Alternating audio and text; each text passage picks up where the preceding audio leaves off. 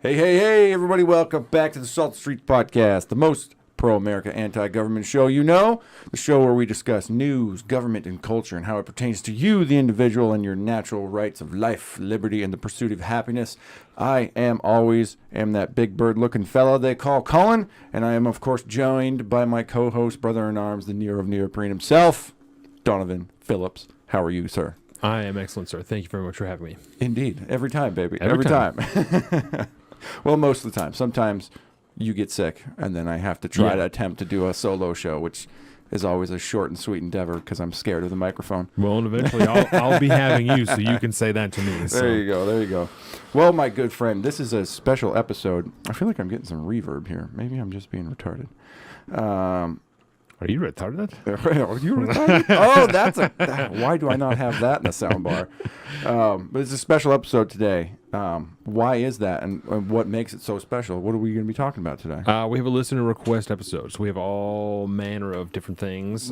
Some political, some not political. So, excuse me, it will be an untraditional style show, more akin to the type of stuff that we used to do, but it's gonna be a good time. So we're gonna do, of course, let me ask you this, and then we are gonna talk about The Last of Us, of course, because this is a thing that we're doing now. Yes, I'm, no matter how much you might hate it at this point, we're chip committed. This is happening. We got to review the whole show. Yes, yeah. So we didn't really have that many topics coming into like Tuesday, and so we threw out a listener request thing, and then got I think like 12 or so fucking requests tsunami. over there. Yeah, so we still were able to kind of organize it to national, international, and then like some grab bag style topics. So Adderall shortage, Neuralink. I'm very excited to talk about Neuralink.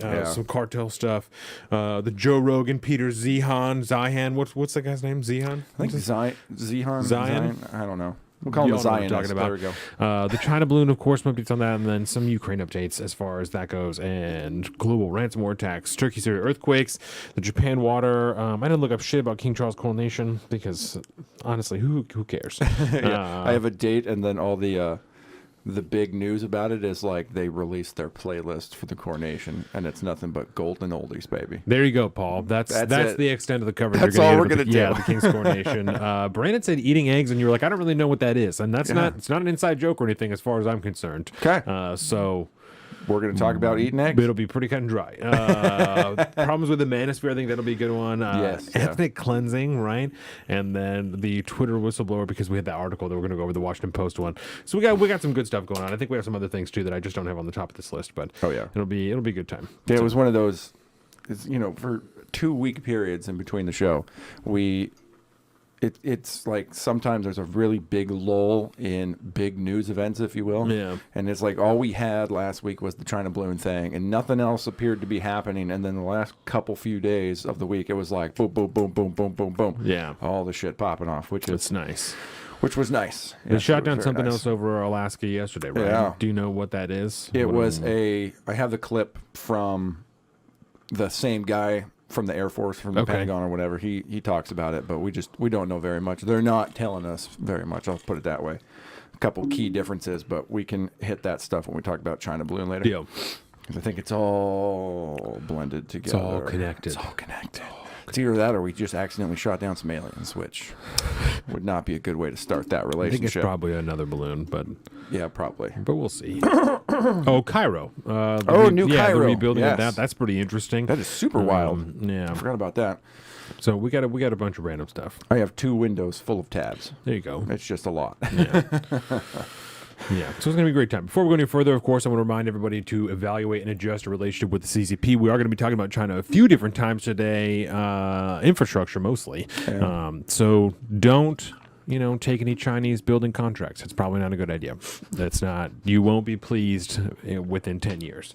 We should caution the Egyptians in New Cairo. Yes, yeah. So like, subscribe, comment on this video, share it with your friends, tell everyone about it. Of course, we have our Instagram, the YouTube, the Patreon, everything at Salt of the Streets. You can find all this at saltofthestreets.com, including our own personal social media. I am at Salt of the Street on Twitter and at alpaca_Donovan on Instagram. Colin is a Big Bird Offie on both of those things.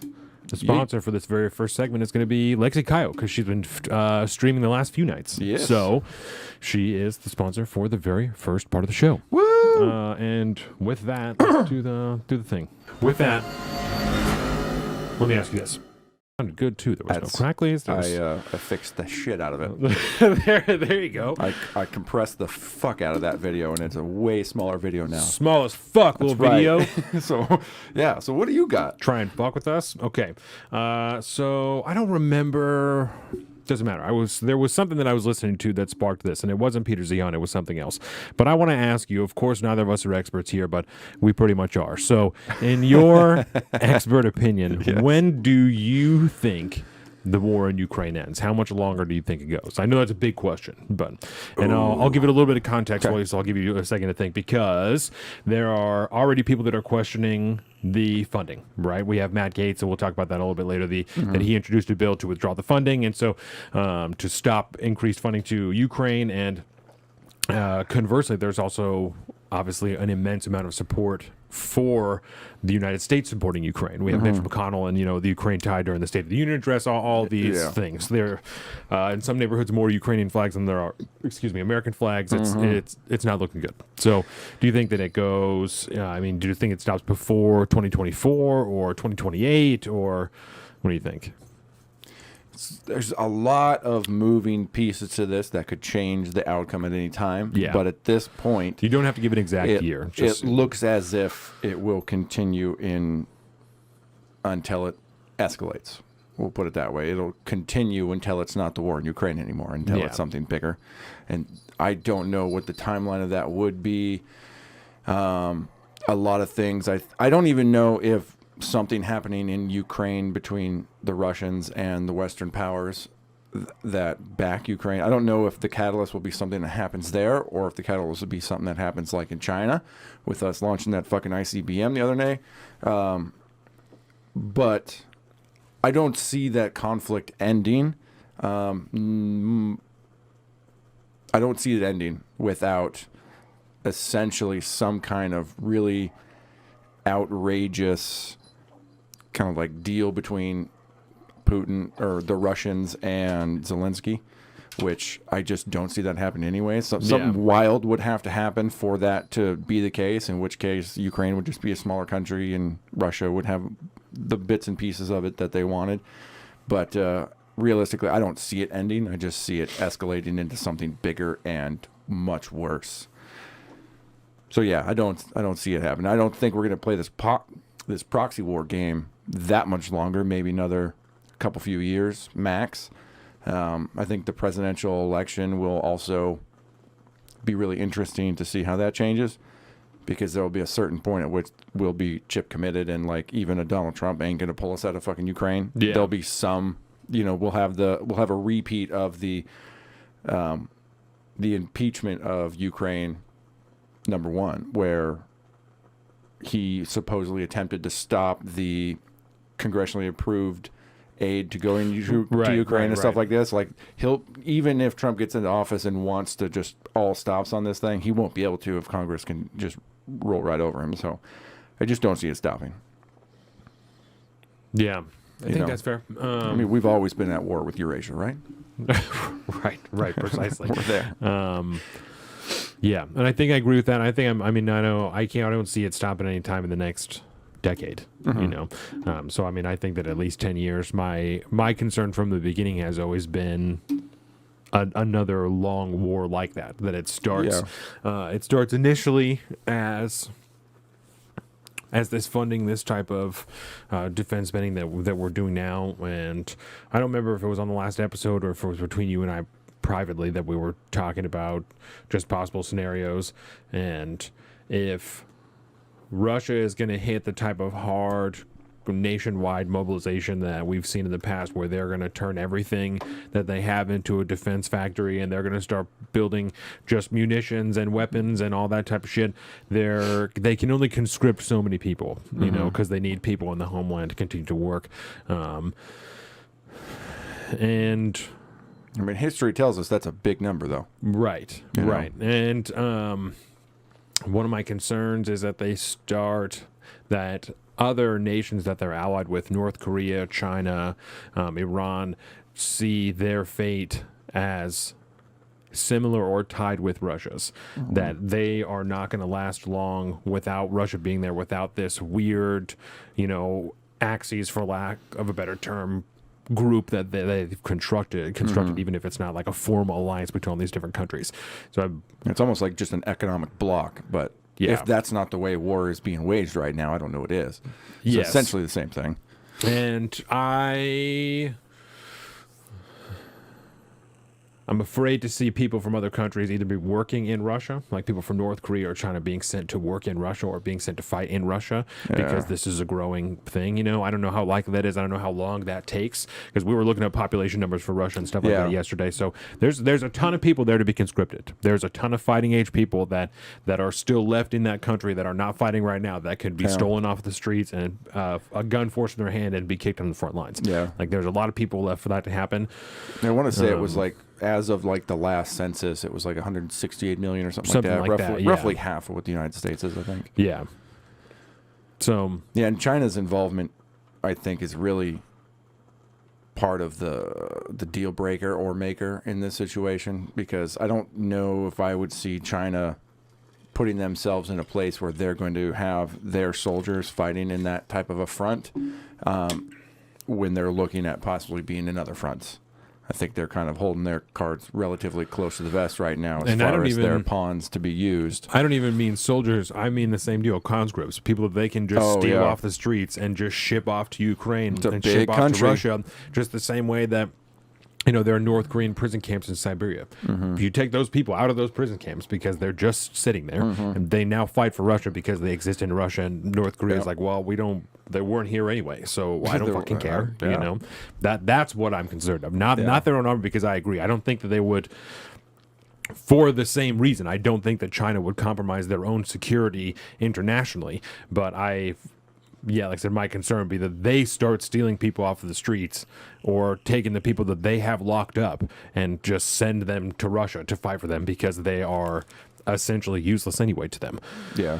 No, that makes sense to me. Just doing a sound check. Sorry. No, you're Producer nerves every now and again. No, you're fine. Like, I wonder what that's doing. Yeah. So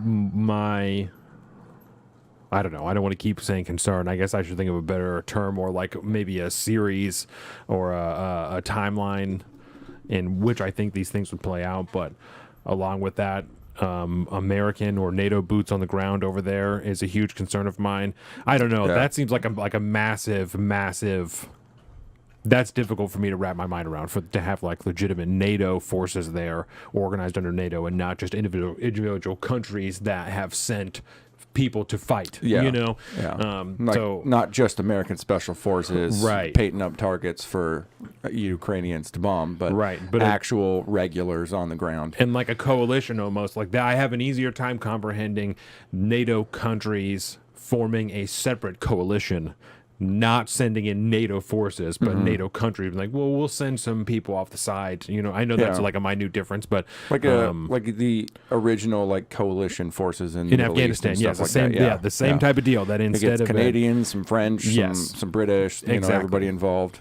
Yeah, they get a couple people, maybe a couple of countries maybe that aren't NATO nations involved in the coalition, so they can be like, no, this isn't just NATO. We're globally condemning these actions and supporting Ukraine. No, Sweden's involved too, and we haven't let them into NATO yet. Precisely. Yeah, something like that, that I have an easier time seeing than a NATO mobilization into that area. But yeah, I don't see NATO in its entirety getting involved. Like on an official capacity, I'm right there with you. Like that's a loose coalition thing. That's for real escalation.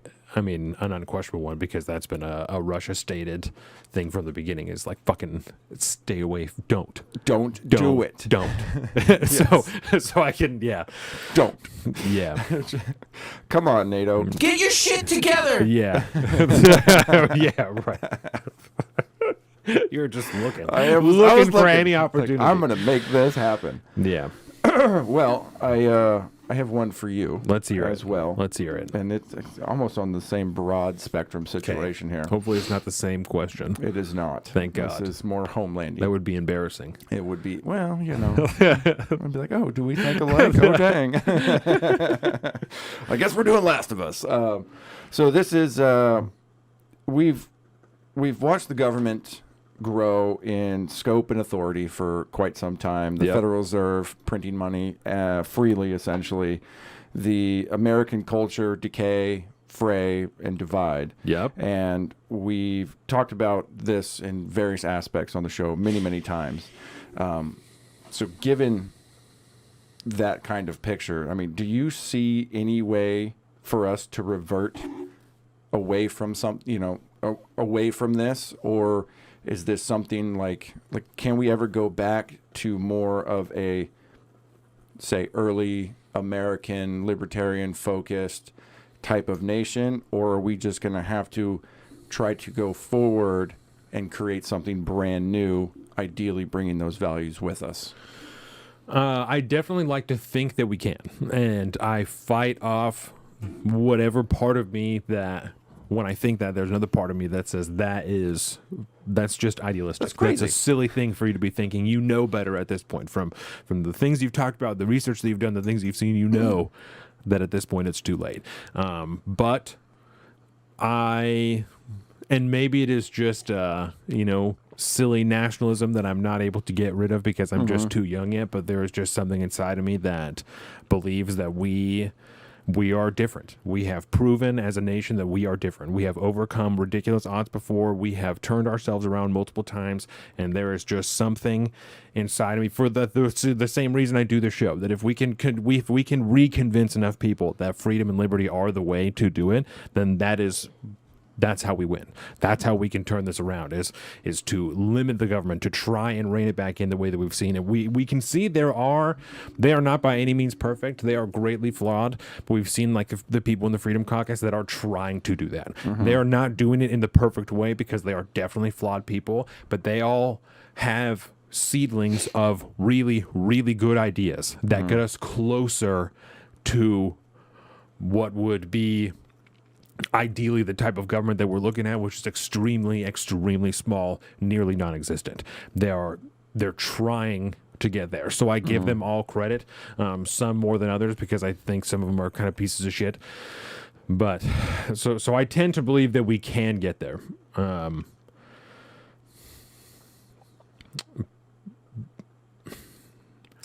So I think that I still have hope that we do. Okay. I still have hope that that's possible. I am not. I would be lying if I said that I am completely black-pilled in a way that like we have to start something completely new. I don't know that that's the case, and I think there's potential for one of those options to be bloodier than the other one, but I couldn't even tell you which one I think that is. Yeah, I think that makes sense. I've been doing a lot of thinking about this kind of thing lately, obviously, and my mind kind of goes to something new into the future, and mostly because of our obsessive compulsion to continue to evolve technology. And I don't think, if there's one aspect of this, I think we definitely can rein back in a very reasonable sense. It would be the government and society's relationship with the government. Yeah, that would be harder than the government itself, but because we've grown so reliant on it in the past at this point. Like everybody is so reliant on our relationship with the government now. But I think the government itself would be the easiest. The society's relationship with it would be the next hardest. But then part of me is thinking that there's really never truly a way to go back, if you will, in that kind of colloquial sense, because of how technology has advanced and our society's relationship with technology. And I think we could see, and ideally I hope to see this, and I strive to see this going into the future, something kind of akin to a new, like a technical version of that, something that is not necessarily like it could be a cousin to the past liberty of old, you know what I mean? Yeah. That essentially instills similar to the same values, particularly in individual liberty and freedom, but essentially founded in the roots of technology that support it, because technology will be a much harder thing to manipulate compared to like people in government to that we rely on that. So I could see it going this way probably more likely than stepping back. But then again, if fucking WW3 kicks off, we probably will just go back at that point because other things will have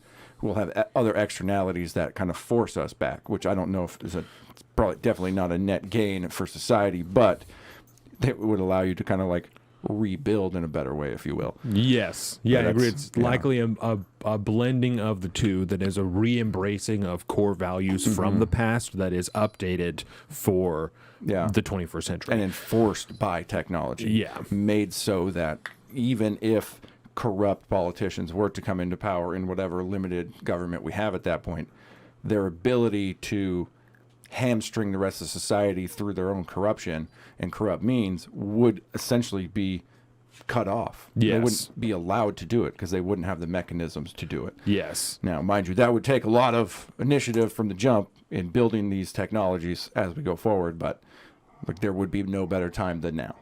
And I wonder if, I believe that if there was the shifting in the government that we're talking about, then society, culture would be forced to change. If the government is not there to coddle people the way that it has been, they would have no choice but to re-embrace that personal responsibility. But I wonder what would actually be easier, because certainly the whole time that we've been doing this show and for however long beforehand, part of the argument, especially from like the Ben Shapiro type conservatives, is we need to influence politics is downstream from culture. So we influence culture first, and then that will take shape in politics. But we've been doing this for a while now, and it's pretty goddamn difficult. And so I wonder if it's just easier, if it would be easier to just try and get people into office that are down, that are like actually based, down for the game. And I don't think that adage works anymore. The politics is downstream from culture. I think in the past it was, but politics is culture now. Yeah. They're one and the same.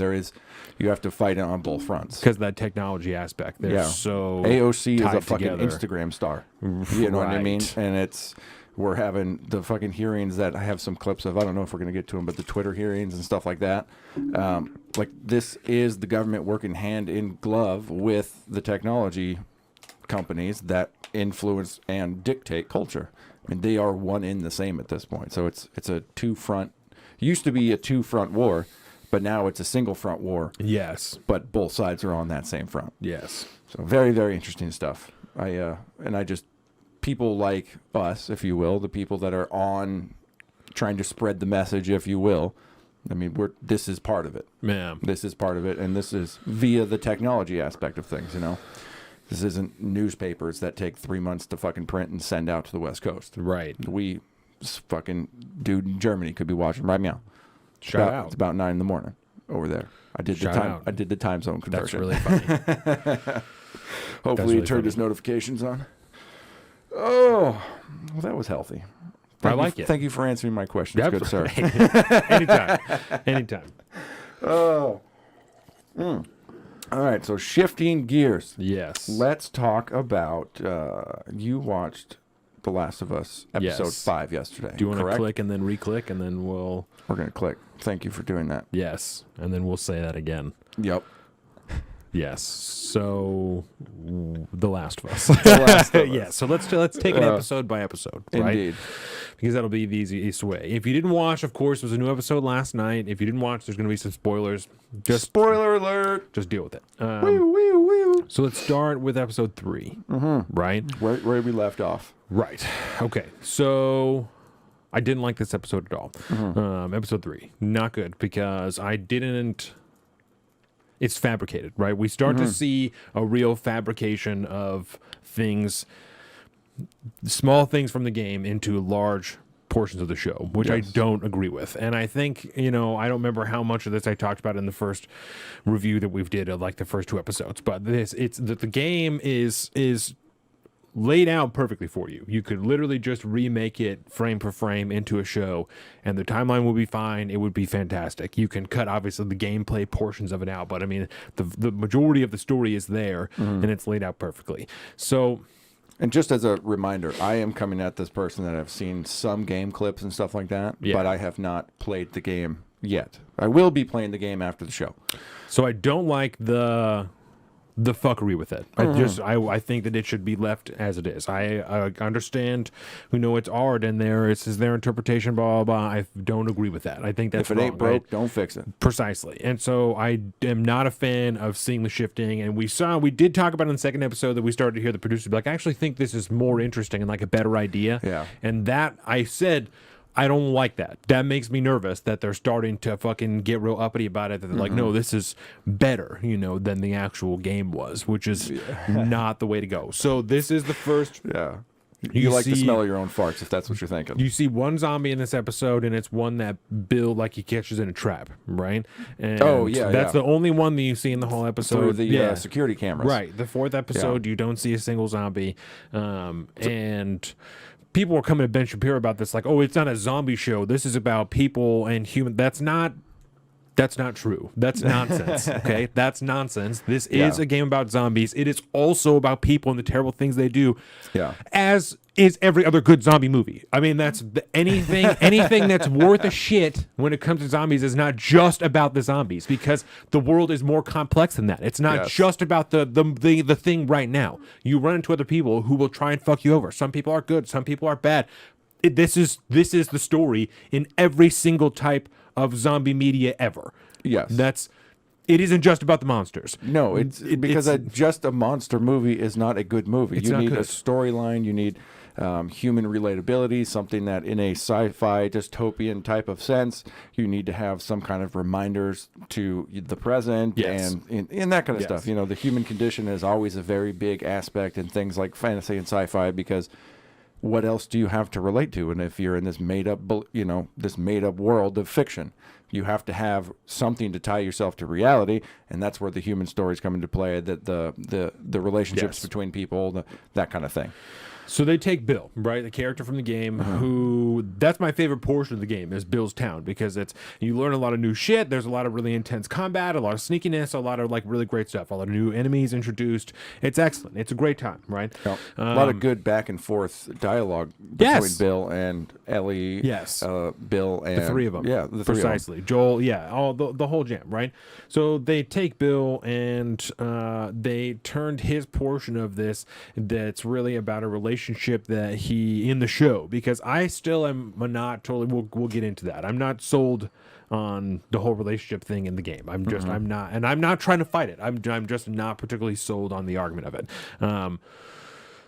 So as whoever's seen the show doesn't matter. Episode 3. So Bill has a relationship with this guy Frank, and that's what the whole episode is about. The whole episode essentially is a flashback to their life together, living in Bill's town, and eventually Bill and this Frank kill themselves at the end. And so the story just is a vehicle for Ellie and Joel to be able to go there and collect supplies.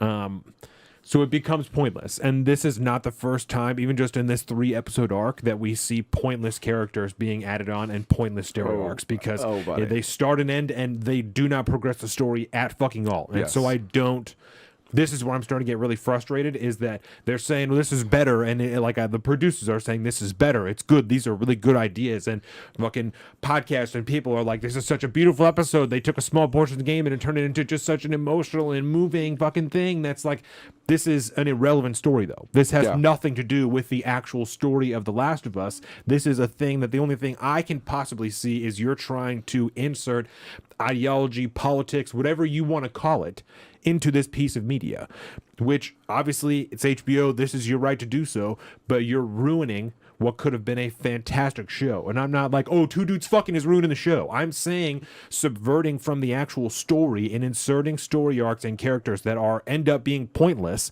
is going to ruin this show. So let me ask you a quick question. Cut and dry. What was the major plot point of The Last of Us that was pushed during episode 3? Supply run. I mean, that's the only thing. And that, I hate to tell you, is not a major plot point. No, it doesn't move the story forward, because as we'll see in the next episode, they don't even use these supplies. They lose them immediately in the beginning of the 4th episode. Yes. So it further solidifies that this was pointless because they don't even get to use the supplies. The only thing they got was the truck, which is what they got in this portion of the game, in Bill's portion of the game, with a better fucking story, with more action and more shit. Instead, it's a love story that is, in my opinion, completely fabricated and is turned into... I feel like it just added color to the show, though. And which is fine. I can't disagree with anyone who's saying that. I don't agree. I feel that this subverted it from the point of the actual fucking show. Like I said, I don't, of the game itself, which is what the show should be about. This episode 3 should have been episode 2.5. I just Do you know what I mean? And I don't. It's a spin-off side story. That I don't doesn't think matter. this is worthless to make. I don't think this is relevant for this storyline. I think this would have been a perfect thing for them to make another episode that just isn't. They do all kinds of other side content all the fucking time for different stuff. This would be a perfect piece of side content because that's what this is. It isn't, like you said, it doesn't progress the story forward. It's not a part of this show. It's a piece of side content that would be excellent standalone by itself. Excellent. The reason I don't fucking like it is because they've taken something fabricated and tried to use it as a vehicle to push the show forward, but nothing actually happens. It creates a pointless story arc. This is not good story building for me because it doesn't. What did we learn from this? People are also gay when there are zombies? No fucking shit. No shit. Yeah. I'm not shocked by this. No. What the thing that even takes you out of it is, so you're telling me that Bill has... we are made to surmise, in my opinion, that Bill has been straight up until this point because it was clear that he's never been with a dude before. This is his first dude. So he's been straight up until this point. Now that we're in a zombie apocalypse, he feels comfortable being himself because he happens to find a dude who happens to be gay, who happens to fall into his trap outside of his house. Yeah. And he decides, just so happens to decide this guy should live and bring him into his house. This is not statistically feasible, and I'm not being like, oh, math and it just doesn't like it doesn't. It's It's far reaching. unrealistic. This is just a thing to, but the arrival music.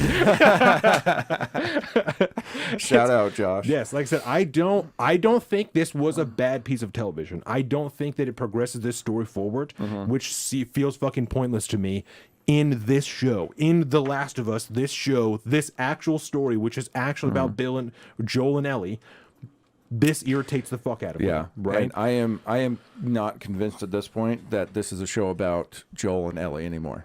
The show is not about them. No. The show is about the world falling apart through this, and then they're telling it. They're just it's a world building exercise with a small through line of these two people that are trying to get to Joel's brother. Yes. And which isn't even the main point of the game. Like, that's a very small portion of the game. To get to his brother, really? that's just we're there like, next episode from the previews. It's an underlying plot line for parts like 2 and 3. Right after you leave the city, like, well, the Fireflies are fucked. We can't meet with them. What do we do next? The only thing I can think, we're going to go and find Bill because he has a car and he can get us some shit, and then we'll go and find Tommy because he can help us find the Fireflies. After you find Tommy, you're moving on. That's only a portion of the game because you find him and then eventually you separate again. You're not with him for the whole rest of the game. You're only with him for a small portion of the time, and then he sends you on your way. So that's only it's just an underlying piece. Again, that is just to move the story forward. That Tommy thing, that's just to get us to point A to point B. Interesting. That's like the goal of the first act is to get to Tommy, and then you start the second act. Precisely. Okay. I was going to ask you, ask somebody that's played the game at this point. We are 5 episodes in, and we'll catch up because we're still kind of on 3 right now. Yes. But given where we ended episode 5, I saw the preview for 6. Looks like they're going to finally meet up with Tommy. Deal. And so episode 6, we are over halfway through the show at this point because there's going to be 10 episodes. We're probably just over halfway. Are we looking at halfway through the game story, roughly? Yeah. Once you get to Tommy, you're probably close to 3/4, like 5/8 of the way through the game, because there's another, after you're done with Bill and you're done in the city that we see, you're in Pittsburgh in the game, but it's Kansas City in the show. When you're done with that, then you go to, you're in a college. I'm pretty sure that's before you meet Tommy. You're in a college, and then you go and meet Tommy. Okay. Do you think the episode would have been as infuriating if Bill was heterosexual? I feel like Shapiro wouldn't have given a shit. You're probably right about Shapiro. Yeah. The story, no. No, the gayness has very little to do with me. With what my deal is. I am confused by it, and that's where I start to lean through. That's where I start to lean to the ideology point, is because I went back and I watched like actual gameplay footage of this portion of the game, because I didn't remember Bill being gay, and I was. Before I got all up in arms about it and was like, this is fucking, I'm not going to stand for this. Not that I would anyway, but I was like, well, let me go back and see if there's something that I missed. And so let's go through the whole jam, right? So you meet Bill. There's a conversation that Joel has in the game. This is how it plays out in the game. There is a conversation that Bill has with Joel when they're in Bill's hideout. And he says, there was a person that I cared for once. He was a partner that I had. And this is like maybe a personal thing. Maybe it's whatever. Like he says that a few times, and I never took it to mean like his life partner. To me, it was like a dude that also is in this town that I get shit done with. Like, and maybe that's just me being ignorant, but I never took it that way. And that happens, and then you do some more shit, and you go into the school, you try and get the truck battery, and when you're escaping, you get into a house. And you get to the house, and you find somebody who's hanging in the house. And Bill's upset about the person who's hanging in the house, and he says, Joel's like, oh, do you know this guy? And Bill says, yeah, I knew him. He's my partner. There's another time that he calls me my partner. He says, and Frank's the only guy that would fucking wear a shirt that's stupid, or some shit like that, right? Yeah. And so then Joel is searching the house. He goes upstairs and he finds a note. And the note says on there, doesn't say anything about them being partners together. It says, I could never stand living in this town with you because of the way that you ran shit. I always hated your fucking guts. And like, I'm whatever. It was not a loving note. No. And so not like the note we found in the series. Right. You can choose to give the note to Bill. Bill reads it and he says, oh, well, that's how you feel. Well, fuck you too then. Right. Yeah. So then the only thing I can think that really solidifies it, and I'll take it if this is it, right, is that later Ellie, they're in the car, and the same thing played out in the show where they have the magazine. She's like, why are these stuck together, right? It's like a dude. I'm not gonna try and argue like, well, you're not necessarily gay if you fucking masturbate to it. Like, I don't know. So maybe that's the solidifying factor that like kicked off the whole thing. Yeah. Prior to that, like I said, it was never a thing that I like. Because it didn't matter. It wasn't a relevant portion of the game to me. And so that's what really bothered me about the whole thing, right? Is the relationship between those two did not matter. And their relationship was so inconsequential to the actual show that, much like we're going to talk about in episodes 4 and 5, we spent 45 minutes going nowhere with the storyline, spinning our wheels, spending time in a flashback that had zero consequence other than give them a fast travel device. Right. Which they could have gotten. I mean, the portions of that episode where Joel and Ellie were there was in the very, very beginning when they're walking through the road and they come across that downed airplane, and she's talking to Joel about like, oh my God, you flew once? Like you were up in the sky? Yeah. Like that's a cool moment. Again, doesn't push the plot forward. Doesn't push the story forward other than to reiterate how much time they've been in this dystopian world. Yes. But that's it. So, again, that's a world-building aspect. There's no plot points there, and then you just disappear into Bill's world. And I guess, again, story-building aspect of it, there is a pre-existing relationship between Joel, Tess, and Bill and Frank. Yes. Because they used to trade things, hence where their connection was. How we know to go to Bill's place to go get the battery, get the car. But again, doesn't push the plot forward, doesn't move anything. They had already mentioned in the first couple episodes Bill. And if anything, we got a little closure on the radio signal thing, which was in the very first episode. There's like the code magazine of which song's playing. If it's 80s, 70s, 60s, it means one message or another. And so in the beginning episode, the radio comes on and it's 80s, and that's like the red alert thing. Right. Shit like that. So there's a little bit of story building to it, but there's no plot points at all. And so that's my major contention about this whole thing is if you wanted to do this, you should have gone Taylor Sheridan route, and you could have done an entire spin-off of The Last of Us with a new show called fucking Bill. Yeah. And that would have been pretty dope. How much like you could have spent damn near first season, like doing all the prep work and his his prepping for the end of the world and all that. You could have done a cool ass show like that. Why does he have these skills? How does he know all this shit? Exactly. Yes, I agree. But to hamstring it, to shoehorn it into this series like this, it almost tells me that they needed a filler episode because they didn't know how to tell the story over 10 episodes, and they needed extra filler episodes and extra filler content. And so, well, let's spend an entire episode giving Bill a fake backstory, and it'll be a sweet little love story that has nothing to do with the storyline. So Josh says, do you think this episode would have been received better if it was later in the show? I think this episode would have been received better if they had done the main storyline in 7 episodes and then put out 2 or 3 or 4 more episodes of these other storylines that cool. provide more context. Because this doesn't, like I said, my biggest issue with this is that it felt like a waste of an episode because it doesn't progress the actual plot forward. I don't think this is a bad piece of content at all. No. I think it's shot beautifully. It was done well. It was fine, right? Nick Offerman did a better job as Bill than I expected him to. This was a perfectly fine piece of content. My complaint is not this was totally pointless. They should never made this. That is not that's not what I'm saying. Just didn't belong. It doesn't progress this story forward, which is what the fucking game is about, which is what the fucking show should be about. Because it was done so goddamn beautifully. They didn't need to do this. This is unnecessary.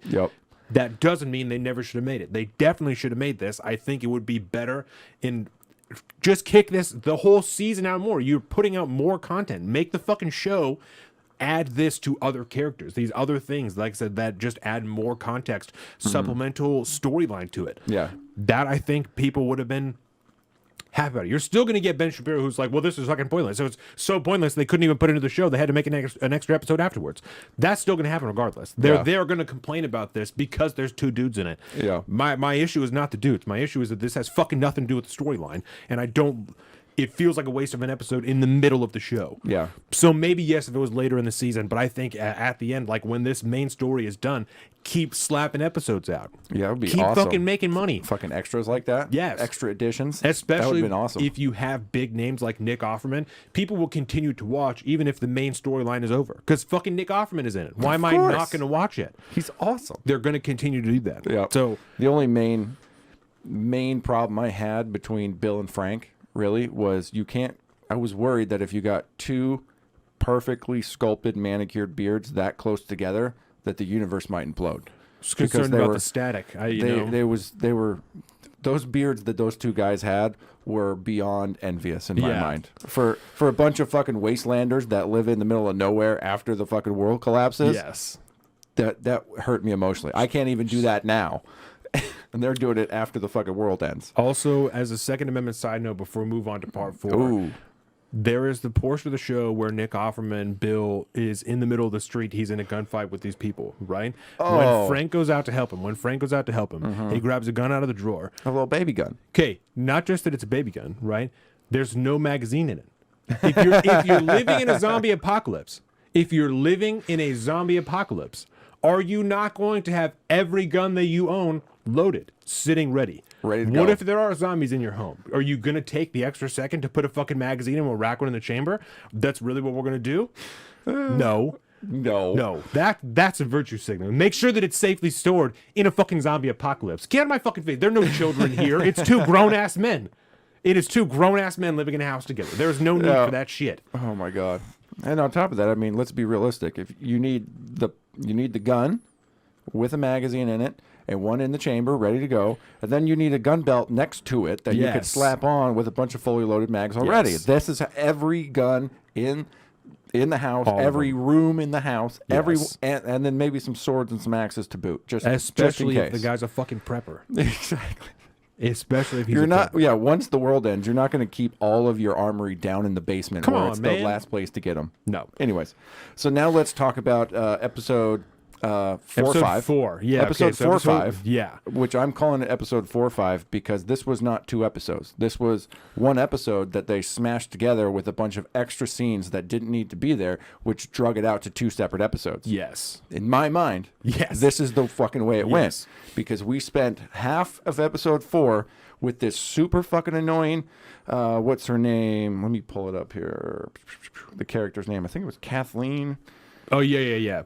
what was her who's name? not a character in the game. Kathleen. Yeah. Yes, They played start- by they Maureen start- Langsky. Slapping in characters that aren't in the game. Yeah. And this is again when I start to have fucking issues because this is unnecessary. This doesn't Totally doesn't dumb. need to be done this way. So Because her whole plot line is, well, Joel and Ellie get into the city, right? And Yep. then they're kind of confronted by this gang of people. Somebody's like acting like they're injured and shit like that. And Joel rightfully goes, "This ain't right. I'm the fuck out of here. We're not going to help this guy. This is a trap." And they get Kevin. out. What's up, everybody? And then ultimately get in this massive gunfight with these people that now kind of run Kansas City. The fucking Fedra is no longer in charge of Kansas City anymore, and all this good shit. They've taken charge, and they tease you because everything up until the crash into the store is Yeah. like that's Could be the game. Fedra. That's the game. Oh, really? It's that's the game. I mean, the driving, the scene where they're talking about the magazine, all that stuff. I mean, that's shot for shot. I mean, to the point even when he's in the truck and he's looking, has the two options, and he says "fuck it" and decides to go into the city. That's all fucking game for game for game. So they're teasing you. They're like, we're here. We're going back to it. We're out here.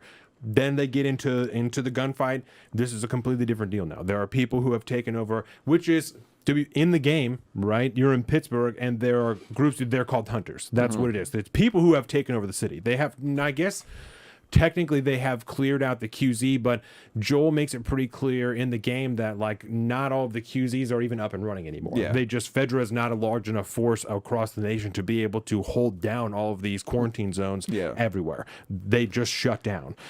They talked about at one point there are bodies that are laid out and they've clearly been massacred, and Ellie asks him like, "What is going on here? Why would this happen?" And Joel's like, "You can't feed everybody, you know." So eventually they would just kill people. Like that's how Fedra would handle shit. So it's not clear in the game that there is a fight between this group and Fedra to control the city. It's just that there is a group now that it controls Pittsburgh and runs this ring of taking people and killing them and taking their shit and just continuing to run this racket, trapping people, just like they did Joel and Ellie. Okay. So instead, they turned it into this for people that sound like they were being almost like subjugated by Fedra. Yeah. And then, as we see in like part 5, there's a whole uprising and they're murdering all these Fedra people and they're fucking, shooting them in the head in the street and they're beating them and shit like that.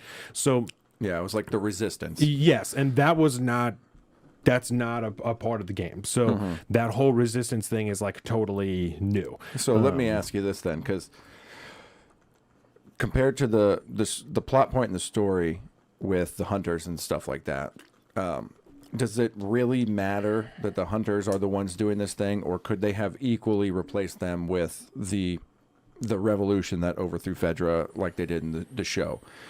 Could you have essentially hit the same plot points as far as Ellie and Joel were concerned and just change that as the backdrop and have those be the people that are running this city instead of, and again, like they talked about it in one of the after shows, but like the reason they did Kansas City instead of Pittsburgh was where they were filming. It just looked way more like Kansas City, and they were like, that's fine. We'll just change up the city.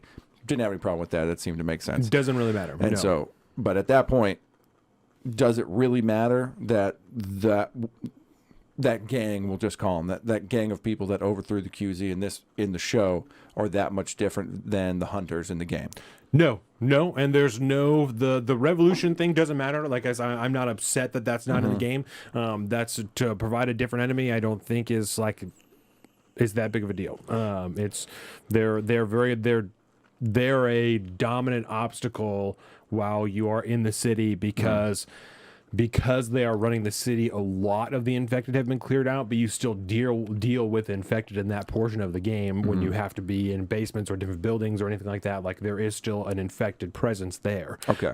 But not. And that I do want to ask you more about the infected portion of that as we get towards the end, because that's the only time we actually see it in episode 5. But I want to hit real quick on kind of like in the same vein as episode 3. Yes. The unnecessary bullshit that was in here that did not have any effect on the actual storyline here. And this is the main plot point that they had over this 2-episode arc of Kathleen running as the leader of this group that now runs the Kansas City looking QC, for right? one specific dude. Looking for Henry. Looking for Henry, who we find out why later on in episode 5, because he he turned in her brother. Yes. At that point, he turned him over to Fedra at that point, and then the revolution is on. They start this story arc that, like you said, is dominant in episode 4. That this is the most important thing because Joel and Ellie they're in the beginning portion with the gunfight, and then they're hiding. They're hiding for the whole rest of the episode, and waiting, and they're still hiding when episode 5 starts. And so, there's a whole, at least half of the episode, because Josh said it's 45. That episode 4 is shorter than episode 5, but they spend at least half of the episode just establishing this story with Kathleen, and she's looking for Henry, and she's willing to murder doctors even though she needs a doctor, and really just kind of dispense people willy nilly, even though lost her mind. Yeah, she's totally crazy. Yeah, and very, very annoying and unbelievable as somebody who is in charge of this giant movement. Right. I have a clip here from Pop Culture Crisis that I want to know how accurate you think this is into portraying the character of Kathleen. Okay. Because this is fucking hilarious. Oh wow. Firstly, this is a photo from my cover shoot for InStyle magazine, not a still from HBO's The Last of Us. And I'm playing a person who meticulously planned and executed an overthrow of Fedra. I'm supposed to be smart, ma'am. I don't need to be muscly. That's what henchmen are for.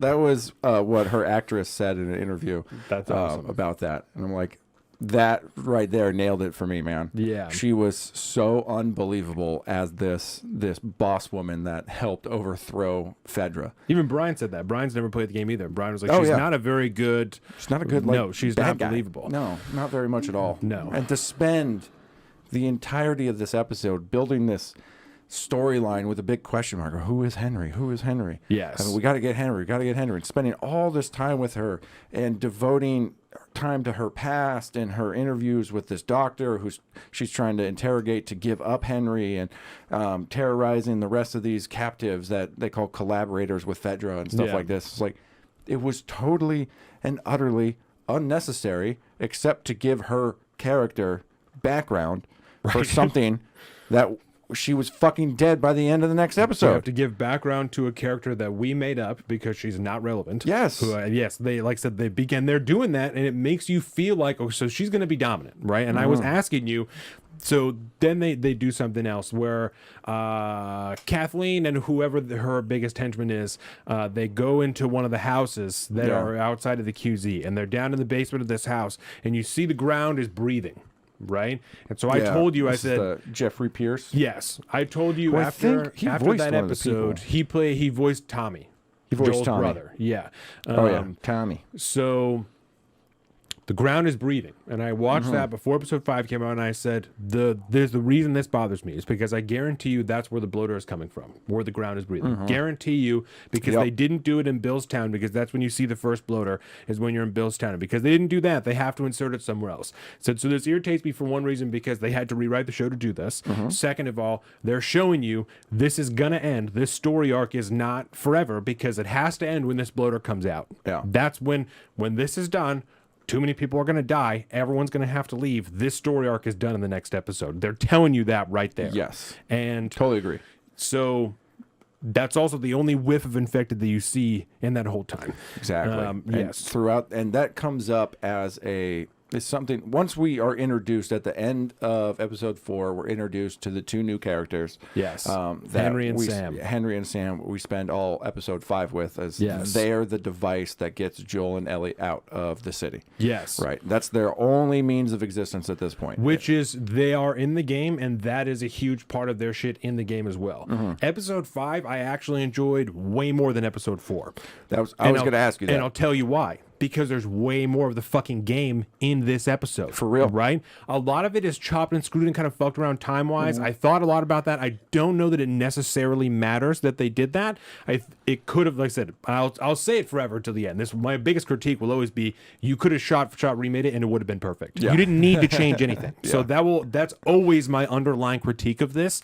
But that being said, we got to get creative with it. That being said, I don't think it matters that much that they started to change stuff around, right? So Henry and Sam are in the game. You do see them. You meet them in exactly the same fashion. Not exactly the same. In the game, you are running from the hunters who have this this fucking technical mounted truck, right? They have a big old 50 cal on the back of a truck that they're just laying down fire with. So you're running from the truck and you get high up and you're able to sneak into an apartment building. You go into the apartment. Henry is in that apartment, and you guys wrestle for a second. Sam points a gun to you. He's this whole deaf thing. That's all. I don't know where that came from. That's I don't even understand the vehicle of this, but or like the purpose of this. But it's They a thing just that did it.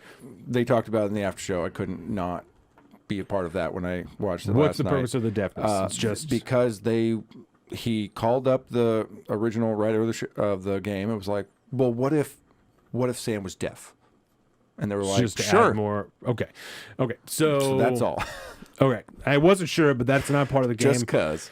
Whatever. These are all, so as it goes on, it's more and more obvious they're inserting their own politics in the form of like intersectionality, representation of different, which is neither here nor there. It's whatever, right? I'm not saying you shouldn't be representing different marginalized communities in your media. That's not my argument. That's not what I'm saying. What I'm saying is you shouldn't be doing it to try and influence culture in a way that is not overtly positive. And you're just taking something and you're fucking it with your own politics to try and make it better for people that will not really get down with something like this, but if they find out that all these different communities are represented, then maybe they'll watch it. Well, and right? also, he was actually deaf, the actor, the kid.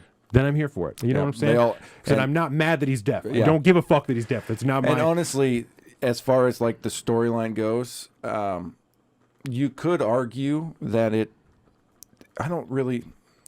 might be here nor there really, but like it might have made me feel like Ellie and Sam connected more because all of their interactions were much closer at that point when you couldn't speak. So there was a lot more like emotional type attachment, I think, which helps. And they get along really well in the game, even with the age difference. They play really well. They like they are close. So that was cute. Yes, no, it totally works. So like I said, I'm not mad at that at all. It is what it is. So the vehicle or their purpose in the game is the same thing. That you meet them, you're talking to them, they take you to like a secure hideout, and Henry says, "I know a way that we can get out. You know, we can get to the bridge if we go at nighttime, because in the game it's a bridge that you have to get to, and that's how you get from Pittsburgh to wherever the fuck this bridge connects to, and that's how you get out of the city." Yeah, so they were kind of ending towards like we got to get to this land bridge to get across the footbridge or whatever. Yeah, so it's the same type of deal. And so Henry's like, "I know the plan. There's a skeleton crew at nighttime. If we go at night, then we can get across the bridge and we'll be good to go." And so that's the vehicle. You end up, we get there, the truck finds you and you're running from the truck. You fall off the bridge into the water. You end up washed onto shore. And that's when you find this underground facility that they hid in the school thing, right? That they were in, or like the area, the underground area that obviously had children in it. So the only reason I didn't like the way they did this is because that's another really like intense part of the game, is that you arrive there and you find this school, and it does provide some world building stuff where you're seeing the different ways that people adapt to themselves, but all of the people who are there and got infected are still in there. So you have to fight a gang of fucking people when you're there, which is again just a whole nother portion of the game that is you're cutting out gameplay, which is not necessarily a bad thing, but in a show that I feel is a piece of media that is very much about zombies, the more zombies the better. So that could have been a whole episode part of the game. Getting to that spot, they had no resistance. They got to that area, right? Right. It could have been like, because there was a lot of trepidation from Joel at that point, like we're going to go underground because Fedra pushed all the zombies underground, according to what what's his name, Sam's brother, Henry, according to what Henry says. And also in the game, Henry and Sam were father and son, right? This their brother, and they were brothers. I think they're brothers. Yeah, I think they're brothers. Did I come in on time for last? Yes, we're talking about episode 5 we're right still now. Doing it. Yes. Yeah, and Joseph, don't worry. Halfway through just means halfway through the storyline of Last of Us. We're not halfway through the show. We just started. And so that could have been like a whole episode of them getting down there to that thing, and then essentially having an episode where they have to fight their way out to the school zone or something like that. Because they did mention that these places were kind of problematic in the sense because people got together down there. They talked about how that was a possibility, and then just I mean, they could have done a whole episode on Precisely. It could have been amazing. And that's what happens in the game. And then the same result, the same end comes with Henry's brother Sam, that in one of these fights, right, eventually you get separated and Joel and Sam are together and Henry and Ellie are together. You're separated just by geography in these tunnels. And so, Kid swap. And in this time, I believe, is when Sam gets bit. And when they get out of the tunnels, they get to a safe place, into the radio tower, that Henry and Sam, because their main storyline in the game is that they're with a group of people that went into the city and they got separated. So they're supposed to meet them at this radio tower to meet back up with their group. Okay. Nobody else shows up. So they go to this radio tower because that's on the way for Joel and Ellie anyway, and it's going to help Henry and Sam get to where they need to go. So they get to the radio tower, I believe is what it is, and they're up there, and the same very similar ending of the show as to this portion of the game. Yeah, like Carolina was sitting there, we were watching on the couch. Just like it was just like the game. He's up on that high place sniping for Ellie and stuff like that, which was pretty fun. Yeah. I forgot about that. Yeah, I did forget about that. That is that's a huge portion of the game before you get to that radio tower, as you're going through neighborhoods and stuff like that. And there's a guy that's up in a tower, and Joel has to sneak around and fuck up all these dudes, and then get up into, or it's just the top of a house, and get up into the house and take this guy out. So yes, that's totally for real. I was talking about when Sam dies, his whole infection process, that whole thing, that's also shot for shot. Like that's the same deal that Ellie with the blood on the leg and no, not the blood on the leg. That's a whole separate thing anyway. And that was rough, man. That I didn't like because it made her look fucking dumb. Like it made Ellie look stupid, because that's not, her blood is not medicine. That's not how this works. Yeah. And there's never a point in the game in which she thinks that. Like, she seems to have a pretty good understanding that her blood can be used to make a vaccine. Not that her blood is fucking magical. That's not, I don't know what that's about. So I did not like that, because like I said, it made her look fucking dumb. Like, you look like you're stupid. Because hey man, that's not, she did go to a government school, all right? but also it's totally made up, and so who knows? Maybe that is, could work. I have no idea. But no, I don't know where the fuck that came from. Dude, how they did the part where Sam transforms and Henry kills him. Yeah. And that's exactly the same. That part where she wakes up, Sam has turned, he tackles her out of the bedroom, and Henry has to shoot him, and then he fucking kills himself. Boom. Like, that's all boom, boom, boom, shot for shot of the game. So I was like, that's fire. Like, this was all, I liked episode 5 way more than episode 4. Good. Again, the issues underlying with it is that when they are in this portion of the game in which Joel is providing Overwatch for Ellie and Henry and Sam, right?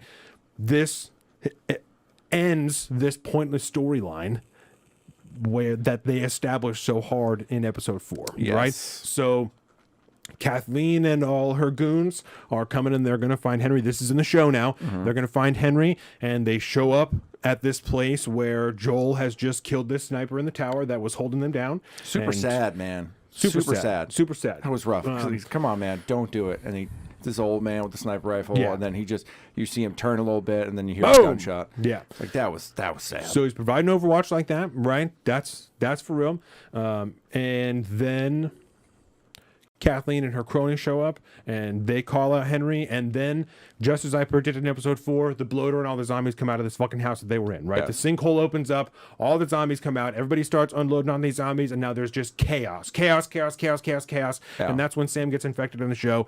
This is when Joel's providing the Overwatch. So Ellie has to escape this little girl that was creepier than balls. The little girl zombie rolling and flipping, that gave me chills, bro. That was fucked up.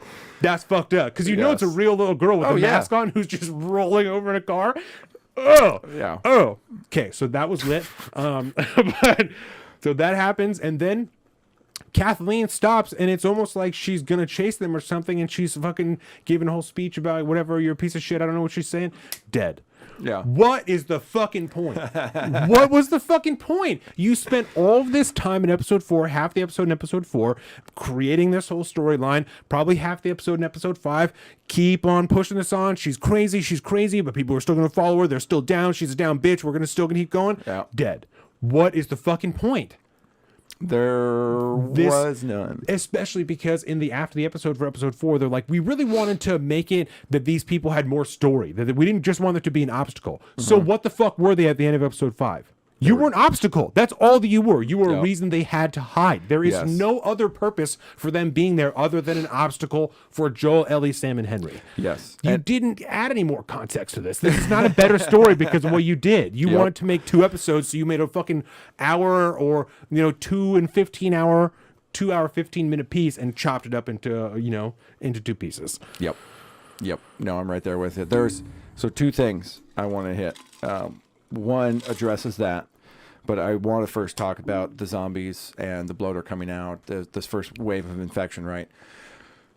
One would have surmised that at the end of episode 4, when we saw the ground moving and waving underneath this this room in Right. the building Basement of a house or in the whatever. city, That's what it was. Okay. in the city, while we're there, right? Yes. Wow, because that's where Kathleen is with her main henchman dude. So Right. they're there at their main spot.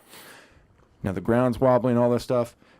Why does it make more sense for this giant sinkhole to have followed them way out of the city and then come up where this truck was? Maybe because of the explosion and the vibrations or something. But one would have And they maybe only touched- surmised that they would have sprouted in the city Yeah. where the sinkhole was. Especially because they only talked about like the mycelium networks the one time. And they've only even shown it the one time where they killed a person and they all swarm into the building and Tess is there. That's the only other time that's even been relevant. And so now Yeah. you're just supposed to remember and assume that that's how this got to this That's point, that exactly. they called them out it here. wasn't even the same location. So Right. Carolina says, it was to show how some people lose their humanity. In the game, we encountered lots of people who are twisted, so I think that was their goal. I don't disagree with you. My point being, Yes. if you go through the city, you talk about the hunters the same way Joel did, right? Where he's like, I've been on both sides, like you do what you have to do. When you're in the city, when you're in the game, when you're in Pittsburgh, you go into a room, there are people chopped up into a room.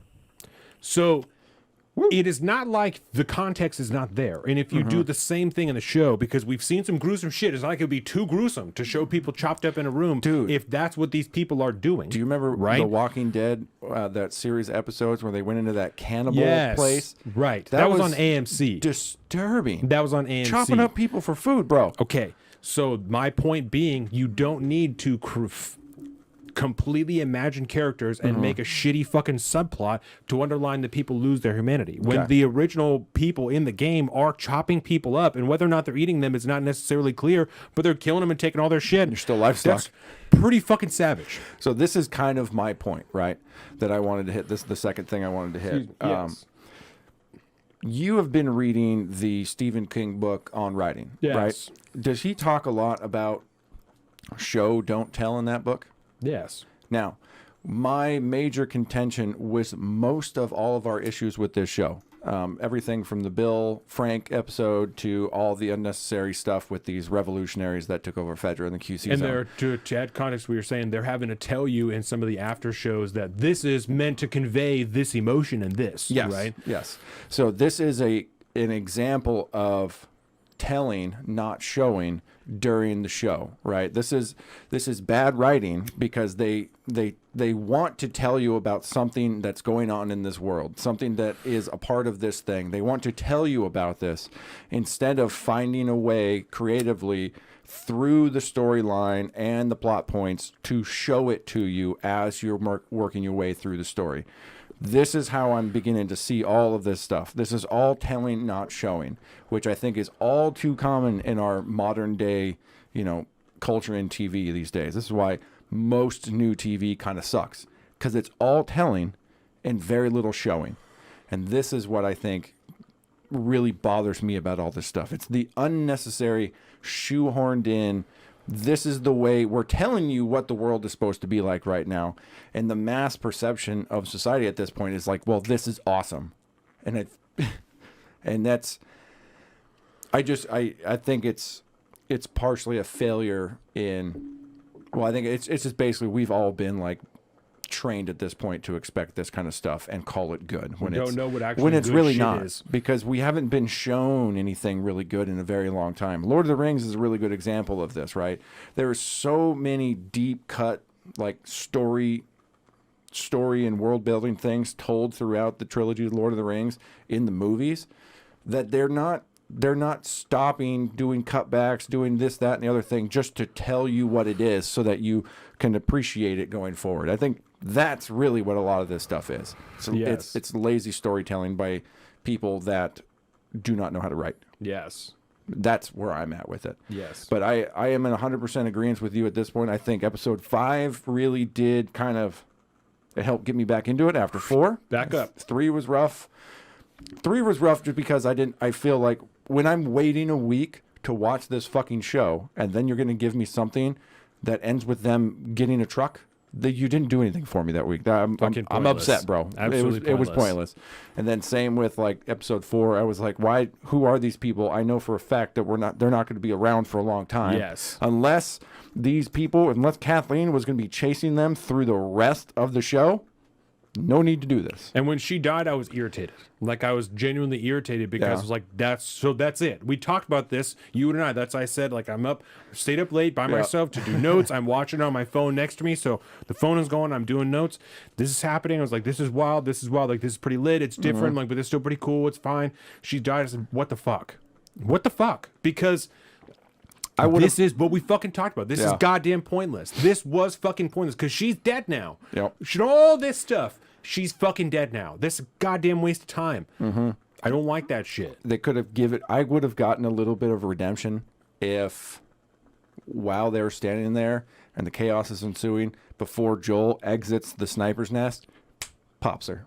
That would have made me feel a little better. That would have been lit. That would have been fine. But no, it's that creepy child thing, which one last point before we wrap things up here, I think. Her group is dead too. That's right. Yes, all her group is dead. Which is what my issue is with the bloater thing is. I'm like, I know they're done. They have to be done after this because Everybody's dead. not going to do what they did in the game. And it's to fight the first bloater in the game is several minutes. Like, it's not a quick thing because you have to kind of figure out what works and what doesn't work, and you don't know. You're going through the whole school before that as well, and so there are other zombies in there that you're fighting. So you don't know what ammo you're going to have, what weapons you can even use. It takes a little bit of time.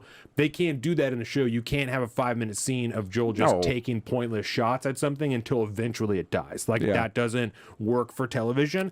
So they can only do what they did. That's like, we'll tease it and then later they'll find another one and they'll kill that one, right? Because I'm calling it now. That's what's going to happen. Is they showed this one just for a minute to show how lethal it is, and also another plus to them.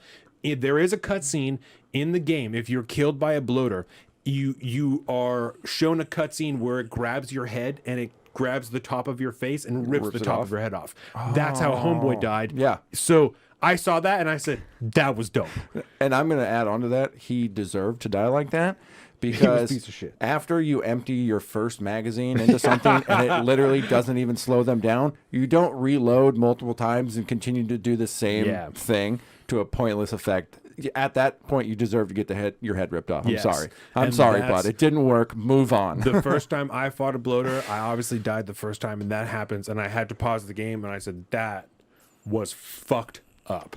Because you don't see it totally rip your head off. You see it like start to rip your head off. So you just know. You know that's what happened. That's when you need your grenade. Yeah, 100%. And that's every other time, my second, third, fourth, fifth playthrough, the only way I have handled it is I'm making as many bombs as I can. I'm going to get until I can see it, and I'm just going to fucking lob all my grenades over there, and then I'll lure it over, and it'll run into 3 of these spike bombs, and then I'll hit it with 2 Molotovs, and all the other zombies that are with it to die. That's the only way, because it's too fucked up. I don't like dying like that. I don't like being mobbed up on like that. I don't like any of that shit. I don't like that part of that game. So that's the only way to handle it, is to hit him with all the grenades, because it's too much. It's to have your head ripped off. You can only die that way so many times in 5 minutes and be like, yeah, I want to keep playing this game. Like, it's disturbing. So it's not. Molotovs for the win. Yeah, that's the only way. Yeah, see, I don't like that at all, because as we learned from the Zombie Survival Guide, a Molotov cocktail really only creates flaming zombies. But because these are still alive people, right? Oh, true. They die. And they're fungus and stuff. Yes. I'm going to play it tonight. Carolina's played it yesterday. I'm going to play it tonight. That's what I decided. When I go home tonight, I'm playing The Last of Us. I was on a Fallout kick. I'm fucking playing The Last of Us. I don't know where I stopped last time, so I'm going to have to turn the game on and see where I'm at. And if I don't want to play that portion, I'm starting over. Yeah. I'm going to play it in March. I've decided. I'm going to play Last of Us in March. It is somebody an I know excellent is game. buying it for me on Steam. So I like it. Shout out somebody I know out there. No, I cannot recommend it enough. It is hands down top 5 favorite game of all time. Hands down. Nice. Yeah. So, are we excited for episode 6? I am optimistic about episode 6. I am. Looks like Cowboy Town. I'm telling you, the harder they lean into the game, the better this show will be. And that is why episode 5 was better, is because there was more elements of the game in this episode. Even if it was chopped and put into different timeline, it all worked better. That all worked better. You don't need to make things up to world build. Take their elements and use that to world build, just like you did with the school and the underground community. Even though they didn't turn that into a whole episode, 2 episodes like they could have, that still provided so much better context for the show than pointless fucking characters that you kill off in the end of the episode. Use the game for what it is. Allow that to guide you, because that's the only thing that's going to make this show better, is more elements of the game. Nicely said, good sir. I'm right there with it. Even though I haven't played the game yet, it sounds like that's the way to go. Telling you. We will continue to do this. Indeed. I have no choice. Nope. We have no choice. At least it's not going to hurt as bad going into next episode. Yeah, and I think the next time we'll only have one episode, because this was this week's episode, so we'll have one next week. So we'll be hardcore covering episode 6. That's right. And hopefully it works well. Yeah, because we got a freebie because of the Super Bowl. Super Bowl, which I just don't care about. Rough one for me this year. Yeah. I've been stopping about where the episodes have stopped. So excited to see it play tonight. Yeah. That's awesome. Yes. Yeah. Cool. Well, hit us some socials real quick, and we'll take our first break. Thank you, everyone, for being here for part 1. This is only part 1 of episode 142 of Salt of the Streets. My name is Donovan. This is Colin. We have everything. We have our Patreon, our Instagram, our YouTube at Salt of the Streets. You can find all of this at saltofthestreets.com, including our own personal social media. I am at Salt of the Street on Twitter and at alpaca_Donovan on Instagram. And Colin is at Big Bird Offie on both of those things. We'll be back in just a few minutes with some beers, some new waters, emptied bladders, and ready to be covering some national and local stories. Indeed. So thank you very much. We'll be back in just a minute. Bye. Welcome to the Salt of the Streets, coming at you every week with this food for thought. Hope you ready to eat everything.